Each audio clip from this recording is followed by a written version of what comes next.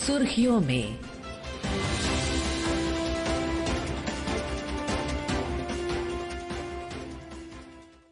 ये आकाशवाणी है। प्रस्तुत है कार्यक्रम सुर्खियों में। इसके अंतर्गत सुनिए केंद्रीय मंत्रिमंडल के निर्णयों पर चर्चा। इसमें भाग ले रहे हैं वरिष्ठ पत्रकार केवी प्रसाद। कार्यक्रम का संचालन कर रहे हैं विभूति मिश्रा।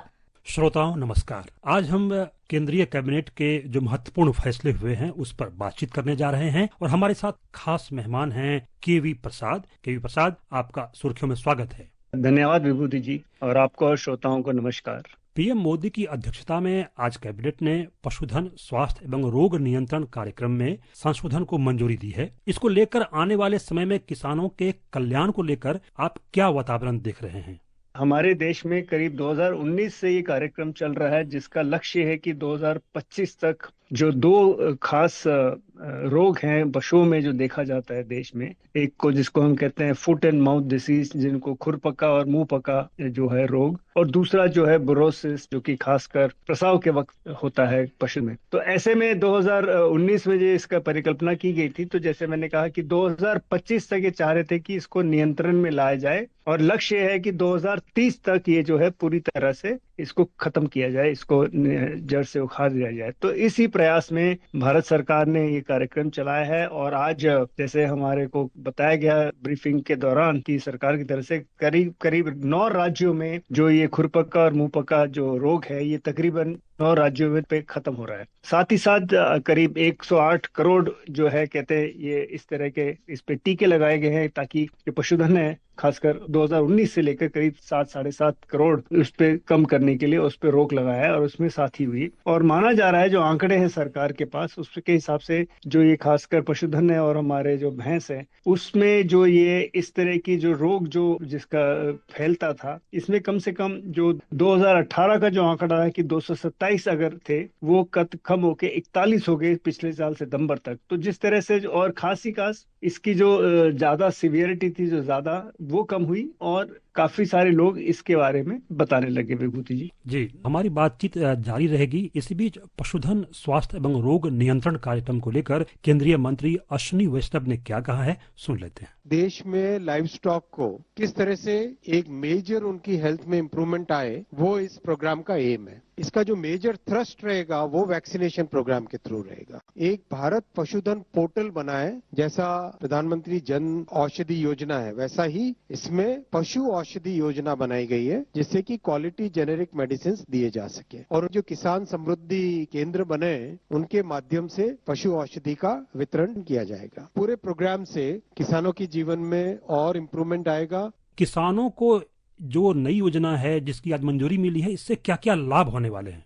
देखिए, जो आज खास जो इसके लिए करीब 4000 करोड़ जिसका बारे में रखा गया था, जिसके पर आज जो कैबिनेट की अध्यक्षता प्रधानमंत्री जी ने की, उसमें जो हुआ, जैसे मैंने कहा, लक्ष्य जो देखा गया, क्योंकि 2023-24 में जो वैक्सीनेशन जो टीकाकरण हुआ, वो काफी हद तक कई राज्यों में पूरा हो गया है। और इसमें जैसे मैंने आपको कहा कि कई राज्य हैं जहां ये काम पूरा हो चुका है। और फुट एंड माउथ डिसीजेस को अगर आप ध्यान रहे कि भाई किसानों की जो आमदनी की जो तैयारी हो रही है कि उनका जो इनकम बढ़ाया जाए, उसमें पशुधन एक बहुत बड़ा एक कार्यक्रम है। और उसमें चाहते हैं, क्योंकि काफी हद तक खासकर जो किसान जो कि डेयरी क्षेत्र से भी जुड़े हुए हैं और तरह से जो है, तो उनके लिए ये खासकर ये कार्यक्रम जो है लाभकारी सिद्ध होगा। और इसीलिए जैसे 9 राज्य मैंने गिनवाए थे जहाँ की तकरीबन ये खुरपका और मुंहपका जो रोग है, इसमें तकरीबन एक तरह से तैयारी हो रही है फर्स्ट फेज में। उसमें पंजाब हुआ, हरियाणा हुआ, उत्तराखंड, कर्नाटक, तमिलनाडु, आंध्र, मतलब पूरे देश में, गुजरात, महाराष्ट्र, तो आप देखेंगे तो दक्षिण,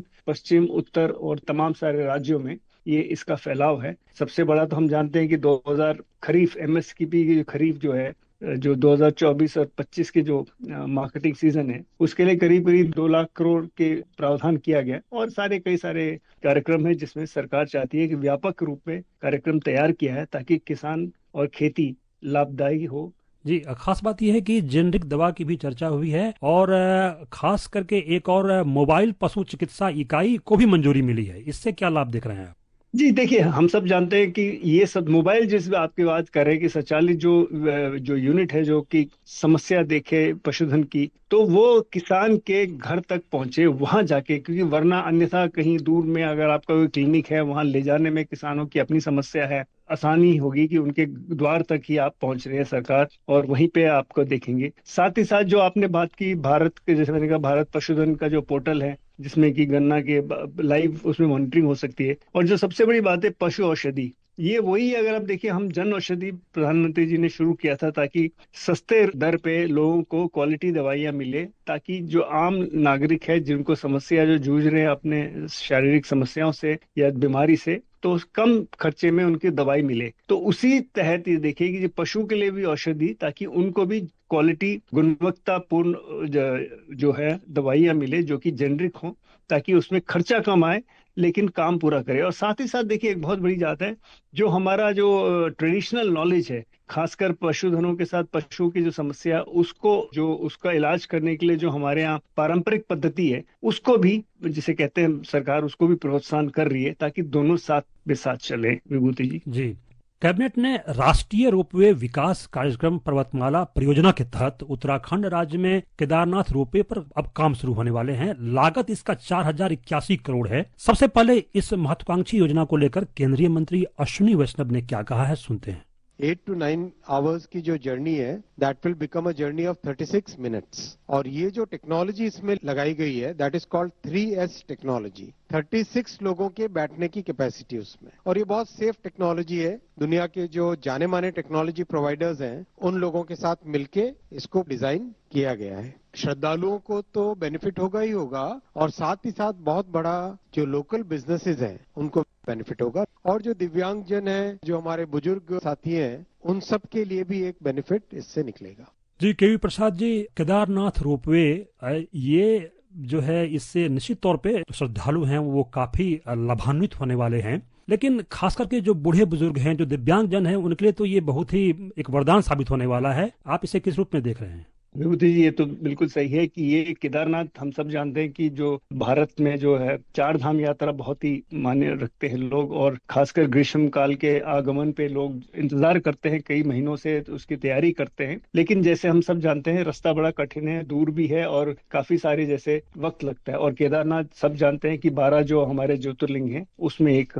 महत्वपूर्ण धार्मिक स्थल है, और इतनी ऊंचाई में है, करीब 12,000 फीट के ऊपर रुद्रप्रयाग में है। तो ऐसे में इसमें आज तक जो तरीका है वो सब जानते हैं कि जो सोनप्रयाग से करीब 21 किलोमीटर का जो रास्ता है, उसमें 5 किलोमीटर ही आप जो है सड़क के यातन से गौरीकुंड तक जा सकते हैं। बाकी जो रास्ता है आपको पैदल, और वो भी ऊपर का पहाड़ी का इलाका है गौरीकुंड से आगे। पिछले 2023 में सरकार के पास जो आंकड़े, करीब 23 लाख श्रद्धालु पहुंचे थे। तो ऐसे में जो ये, अब जैसे हमने मंत्री जी को भी सुना, थोड़ी देर आपने बात कही, तो काफी हद तक इसकी वक्त करीब 8 से 9 घंटे वक्त है इसमें लगता है, क्योंकि पैदल यात्री चलते हैं, अलग अलग सबकी वक्त लगता है। तो ऐसे में ये जो नई चीज लाएंगे, तो एक तो बहुत जल्दी 36 मिनट जैसे उन्होंने बताया, और 36 लोगों के सुरक्षित तरीके से जा सकते हैं आराम से, और 3 जाके आ सकते हैं। तो इसे जाहिर से हम सब जानते हैं कि इसमें काफी लोगों को यात्रा, जिसे कहते हैं, ना सिर्फ सुचारू होगा, तेज होगा, एक पर्यावरण की दृष्टि से देखा जाए ये बहुत अच्छा होगा, क्योंकि वहां पे 5 किलोमीटर तो गाड़ियों का आवाजावन थोड़ा कम होगा पर्यावरण के दृष्टि से भी, और ये रोपवे जो है वो चलता रहेगा, जो करीब जो भी किलोमीटर इसका है। तो जैसे आपने खुद भी कहा, जो हमारे वयस्क ना है, जो शारीरिक रूप से कोई ना कोई कष्ट है, उनके चलने में या बाधा आती है, उनके लिए और दिव्यांगजनों के लिए खासकर ये बहुत ही लाभकारी और उपयोगी सिद्ध होगा। विभूति जी, इसकी समय सीमा जो है वो निर्माण के लिए 6 साल रखी गई है, लेकिन जैसा कि अभी आपने कहा कि 8-9 घंटे जहां लगते हैं, वहां लोग 36 मिनट में वहां पे पहुंच जाएंगे, और 12 ज्योतिर्लिंग में से एक पवित्र केदारनाथ का दर्शन, वाकई ये रोपवे बन जाना एक क्रांतिकारी कदम साबित होगा ये। जी बिल्कुल। और जैसे कहते हैं कि देखिए, विश्व में कई सारे हमने देखे हैं, कई सारे दृश्य देखे हैं, कई सारे हमने पिक्चर्स देखे हैं, रोपवेज बनते हैं। आपके स्विट्जरलैंड में तो बहुत बड़ा मशहूर है, या अलग अलग स्की रिसोर्ट्स में। तो इसको एक नए तरीके से इस प्रयोग करना, खासकर जिसे हमने कहा कि जो सरकार का जो अंदाजा है कि ये जो अगर बन जाएगा रोपवे, जो करीब 13 किलोमीटर का रास्ता है और करीब 36 मिनट जो की बात कही है, तो कम से कम 1800 लोग एक दिशा में वो सफर कर सकते हैं, 1 घंटा प्रति घंटा। तो इससे 2 चीज जरूर होगी कि ज्यादा श्रद्धालु आराम से दर्शन के लिए पहुंच सकते हैं, और दर्शन करके वापस आ सकते हैं बिल्कुल आराम से। और दूसरा ये है कि जैसे मैंने कहा, जैसे आपने भी कहा कि जो बड़े बुजुर्ग हैं, जो जिनको शारीरिक समस्या हैं और बाकी सारे जो हमारे दिव्यांगजन हैं, उनके लिए तो ये बहुत ही ज्यादा लाभकारी और उपयोगी सिद्ध होगा। और जैसे आपने कहा, एक धार्मिक स्थल है पूरे साल, जैसे हम सब जानते हैं कि अभी मार्च अप्रैल आने के बाद लोग अलग अलग राष्ट्रों, अलग अलग राज्यों से चलते हैं कि चार धाम यात्रा करें। और अगर आप देखें, ये हमारी जो सरकार की जो चार धाम यात्रा का जो पूरा प्रोजेक्ट है, कई सालों से इस पे चल रहा है और काम हो रहा है, तो ये उसी में एक तरह से अग्रणी कदम है विभूति जी। जी, उत्तराखंड में आज गोविंद घाट से हेमकुंड साहिब रोपवे के निर्माण का भी फैसला हुआ है। सबसे पहले इस पर केंद्रीय मंत्री अश्विनी वैष्णव क्या कह रहे हैं, सुन लेते हैं। इस प्रोजेक्ट से हमारे देश भर से श्रद्धालु भक्तों को, टूरिस्ट को, सबको जाने का बड़ा मौका मिलेगा। जैसे पिछले साल करीब करीब 1,77,000 लोग गए, और जितना लोगों को जाने में इंटरेस्ट है, उससे लगता है कि ये प्रोजेक्ट के होने के बाद में 10 गुना बढ़ जाएगा। जी, केवी प्रसाद जी, इसको लेकर भी अगर हम सबसे पहले इससे होने वाले लाभ और जो सहूलियत है उस पर बात करें तो क्या कहेंगे आप?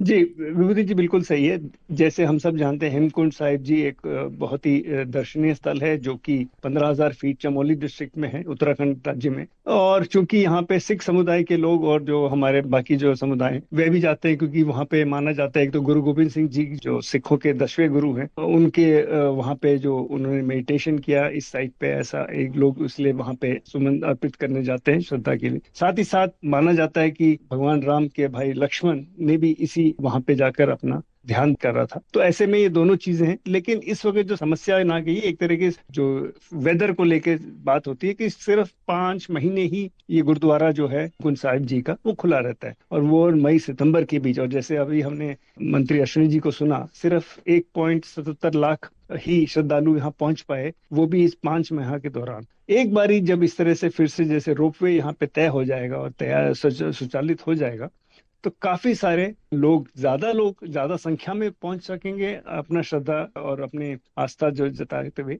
साथ ही साथ आसपास में एक बड़े जो रास्ते में जैसे कहते हैं, वहां पे एक वैली ऑफ फ्लावर्स, एक बहुत बड़ा राष्ट्रीय उद्यान है जिसको यूनेस्को की मान्यता मिली हुई है और वर्ल्ड हेरिटेज साइट के। तो वो भी एक बहुत, वहां पे काफी मात्रा में पर्यटक जाते हैं हर साल। तो ये दोनों में लाभकारी और उपयोग होगा, ऐसा मानना है हमारा विभूति जी। केवी प्रसाद, आप सुर्खियों में आए और हमारे श्रोताओं को आपने महत्वपूर्ण जानकारियां दी, इसके लिए आपका बहुत बहुत आभार। बहुत बहुत धन्यवाद। अभी आप सुन रहे थे केंद्रीय मंत्रिमंडल के निर्णयों पर चर्चा। इसमें भाग ले रहे थे वरिष्ठ पत्रकार केवी प्रसाद। कार्यक्रम का संचालन कर रहे थे विभूति मिश्रा।